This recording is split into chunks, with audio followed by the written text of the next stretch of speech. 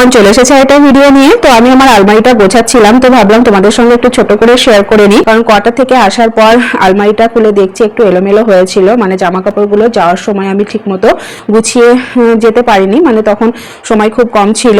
তো ভাবলাম সমস্ত জামা কাপড় শাড়ি বের করে আবার নতুন করে একটু গুছিয়ে নিই।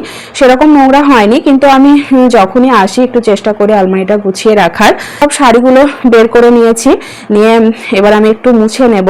তো সব জামা কাপড় আমি একসঙ্গে বের করিনি, প্রথমে আমি শাড়িগুলো বের করেছি, ভাঁজ করে রেখে নিচে থাকটা করব, মানে এক এক করে পরপর করছি। তো দেখো শাড়িগুলো হয়ে গেল, মানে গুছিয়ে নিয়েছি। আর এখানে আমার অর্ধেক শাড়ি রয়েছে আর কোয়ার্টারে রয়েছে অর্ধেক। শুধু শাড়ি না, কুর্তি, মানে আমার কুর্তি, জ্যাগিন্স, লেগিংস যাই বলো, অন্য সমস্ত কিছু আমি এখানে অর্ধেক রাখি আর কোয়ার্টারে অর্ধেক রাখি।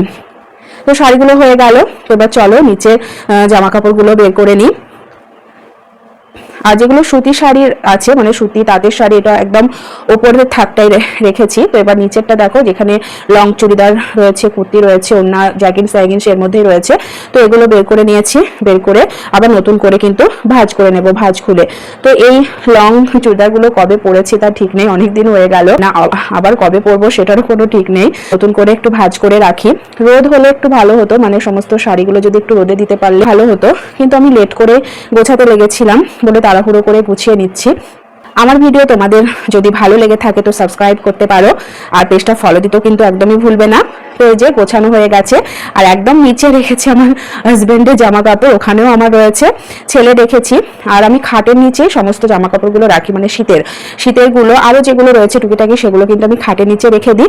আর আলমারিটা আমি একদম ঘিঞ্জি করে রাখি না, ভালো লাগে না, একটু খোলামেলা রেখে দিই যাতে জামা কাপড়গুলো নিতে আমার সুবিধে হয়। তো আজকের জন্য এইটুখানি, তো চলো টাটা।